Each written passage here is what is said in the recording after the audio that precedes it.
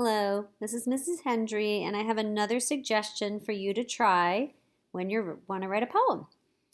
You can pull up a Mackin ebook and read, or you can pull up a Mackin audiobook.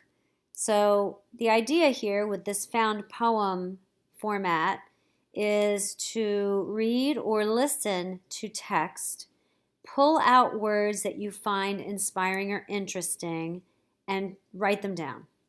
I'm going to model this with a Google Doc that I've set up, and I'm just going to listen to this audiobook and start typing in some words that I hear in the text that I think could be useful in a poem. And then after that, I will be able to either use what I've actually written in the order that I've written it as a poem, or I can play around with the words and use them in a poem that I'm working on. So there are so many different ways that you can do this, but it's certainly a great way to write a poem, especially if you're somebody who struggles with language and coming up with words to use. So watch this. Chapter 6, Earthquake. Police officers arrested Stokely Carmichael in Greenwood, Mississippi, on the afternoon of June 16th. A few hours later, hundreds of local blacks joined the marchers camped in Broad Street Park for the evening civil rights rally. Organizers hosted such events in county seats to build participation at voter registration drives. Everyone anticipated a program of inspiring speeches and song, and local folks especially look forward to hearing again from their good friend, Stokely Carmichael. At least, they looked forward to hearing from him if he got out of jail in time.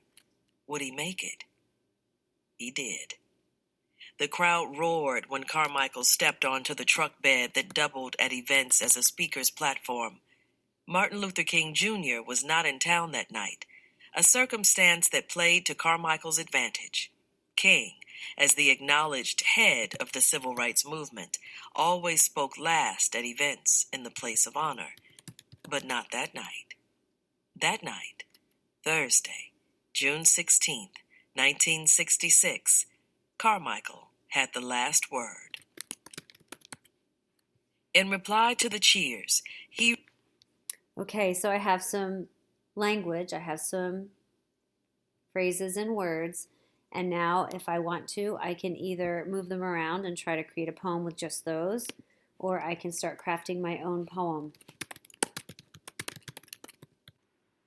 As you can see, after I typed the words, I was able to use them in a poetic format. I'm still working on it. I probably should add some punctuation, or maybe I won't. Poetry can be more creative and there are fewer rules. Maybe I like the message it sends, maybe I don't. I'll play around with it. But you can do this, and it helps you break out of your writer's block, and it gives you a chance to use some different vocabulary. So have fun, everybody.